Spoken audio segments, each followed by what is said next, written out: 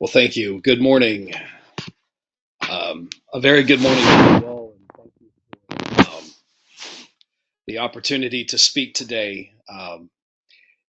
It's been a little time since I've had a chance to be there, and I'm always grateful for the chance to do that, especially during August.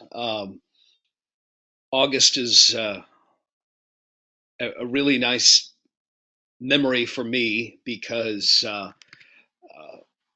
being located in America, Americans have a desperate necessity to work as much as they possibly can all the time.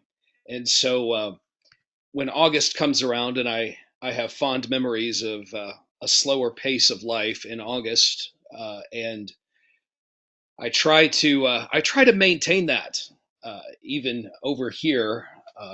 But I often get strange looks because I don't know why Americans like to work so much, but they really do. So I particularly miss you all in August. So anyway, it's very nice to speak to you today. I have a couple of thoughts for you, and we're going to look at them from the book of Proverbs. Um, Proverbs is a remarkable text. It is a book that is written for wisdom. Now, wisdom is something that comes from God's word, and uh, and also from creation itself, from the things that are magical in this world, the things we don't understand. When we look at the beauty of creation, when we look at the stars and the skies, when we look at the majesty of nature, if you go to the ocean or you go to the mountains and you see how intricate, how powerful this world is, this universe is, and how small we are. There's a kind of wisdom that we receive. Of course, that's no comparison to the wisdom we receive in God's Word. And within God's Word, the book of Proverbs is a book that is built for wisdom itself. There are 31 chapters. And so it's quite simple to read a chapter of Proverbs every day of the month and to read it and read it again. Virtually every situation that is known to mankind that you want to find an answer to can be found in the book of Proverbs.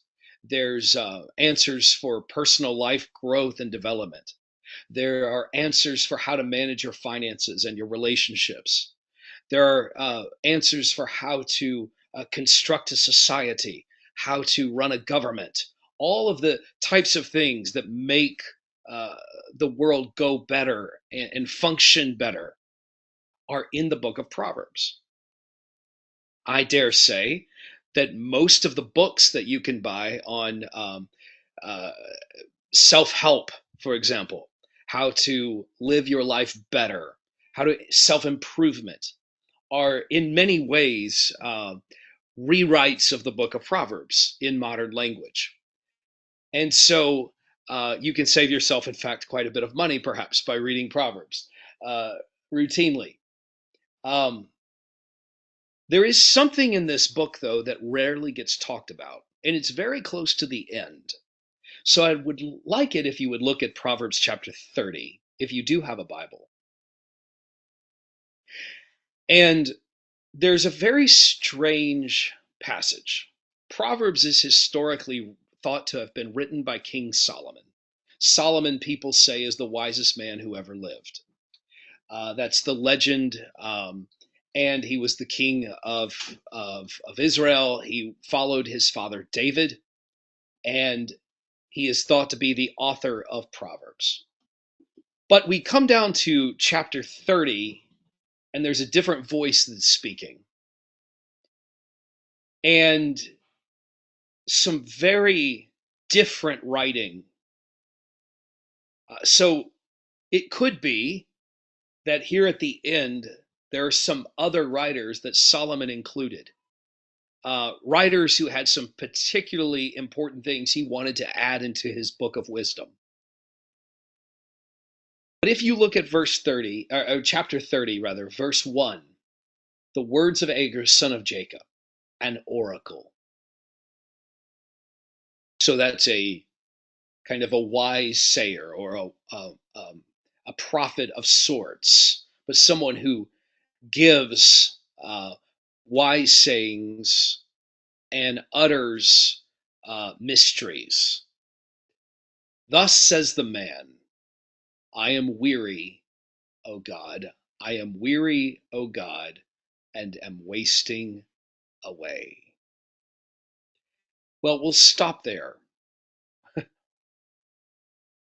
What a remarkable thing to say.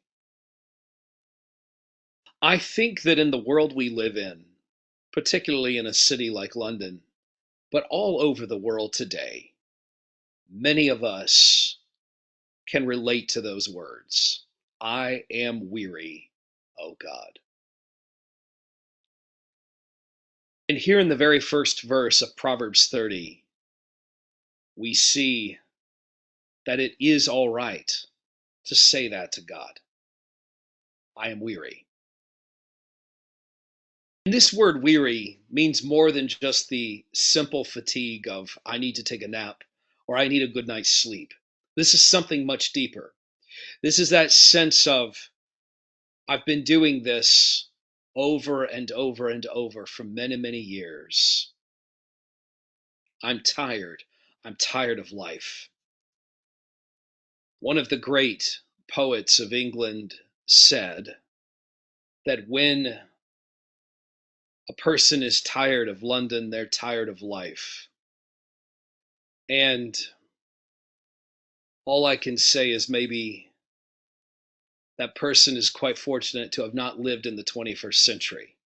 Because the London I recall and still routinely visit, um, people are tired of London every year. And that's why everyone in the city seems to run out of it for a bit and come back. But what's missed is people are tired of everywhere. They're tired of technology. Uh, they're tired of just the stress of having to go from point A to point B. They're tired of transport strikes. They're tired of all of the kinds of things that just we work and we work and we work, and then the slightest thing can wreck it all, destroy all of our plans. The nation of Canada came to a standstill this weekend as the national carrier, Air Canada, just shut down all flights due to a major strike. These sorts of things are part of our modern life. And then when you add in the pressure of family and you add in the expectations, the demands that we require to make a living, well, it turns out we have a lot in common with whomever wrote this text thousands of years ago. I am weary. The verse goes on, or the chapter goes on, and says in verse 2, something again, perhaps even more remarkable. Surely I am too stupid to be human. Surely I am too stupid to be human. I do not have human understanding. What a thing to say about oneself. Have you ever said that? I mean, it's a very stark way to speak about yourself. And we do that, maybe not using that particular word. But the writer here felt quite strongly I'm wasting away and I'm too stupid to even be a person, to even be human. There's something just fundamentally wrong with me. I can't make it. I can't do things. I can't get ahead. I don't understand.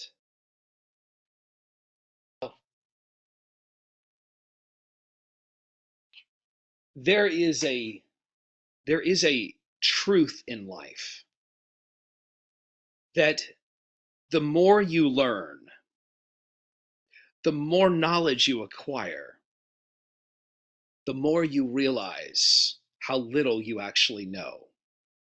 That's why older people have much more humility than younger people, typically.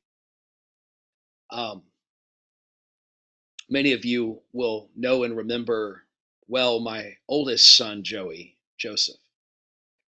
He's just started his first year at university, which comes as a bit of a shock to us that we have a child in university, and maybe to you as well, that Joey's that age and he's doing that now. And it's a difficult transition because you've never been to uni until you've been there. And yet, young people at that age are also legally adults. They're allowed to make the choices they want to make. They're allowed to do the things they want to do. But at the same time, they're still doing everything that they're doing for the first time, even though they're adults, which means they're in this in between space of still needing parenting and advice and help, but also having to take complete responsibility for the choices and the actions they make. It's a difficult time in life. And as I'm working with a son that age and then his friends and peers, and I see two types of young people. Those that just forge ahead and say, I'm not taking anything from anybody. I'm going to do what I want to do. I've heard enough. That's how I live my life. And we've all seen that kind of young person. Then there's the very timid young person who says, I don't know what to do. I'm afraid to try anything. And you sort of have to kick that one out into the world and make them go do something. What we'd really like is some perfect combination of both of those things, wouldn't we? And then we look back at ourselves at that age and realize such a thing doesn't exist. Why? Because through each stage of life, as we read the author's words here, we find this sense of inferiority, this sense of never quite getting it right, this sense of trying but failing again and again, and thinking that others have it right, but we don't. Well, the author here of the proverb can be great reassurance that even though someone looks like they have it together better than we do, in fact, they do not. Surely, he says, I am too stupid to be human. I do not have human understanding. Go on to the next verse. I have not learned wisdom, nor have I knowledge of the holy ones. Think for a moment. The king of the nation, Solomon himself, has chosen to include these words and this writer in his book of wisdom, his book of divine wisdom. So it's utterly absurd to think that the writer here had not learned any wisdom at all. Well, of course he had wisdom. He's a scribe, he's educated, he's an author, and he's connected to the king himself. But what he's saying is that in comparison to the wisdom that is divine, the wisdom of the universe, the secrets of what makes this world go together, he has nothing. I have not learned wisdom, nor have I the knowledge of the holy ones. And then he asks several very important questions. Who has gone to heaven and come down? Who has ascended and come down? Who has gathered the wind in the hollow of the hand?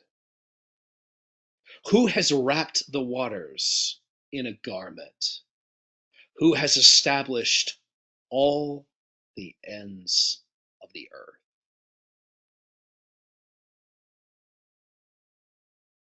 What is the person's name? What is the name of his son?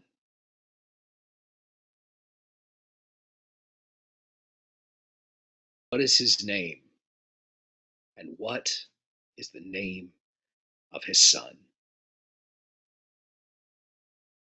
Well, it should come as no surprise that the author of this text combines God's promises to the family of David. The idea of the star from Jacob, a scepter from Israel, who would rule and reign, destroying the enemies. But it's so vague. It's so hard to follow. But this leads us to something like the Son of Man, who, because of his humanity, must ascend from the earth to the heavens before descending again. This draws on a kind of cosmological language, something from the cosmos, to establish that this the Son of the very divine, the Son of God, is transcendent. He is not created, but stands over creation and established all the ends of the earth with his Father. So, who is this transcendent being who gathers the wind, wraps the water, and establishes the ends of the earth? Who is this being?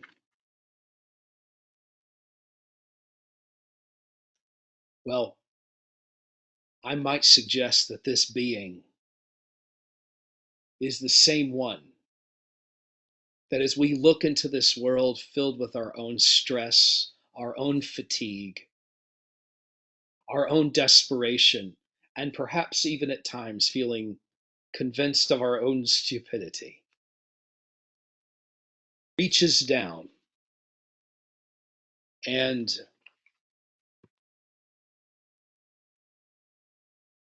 does something remarkable.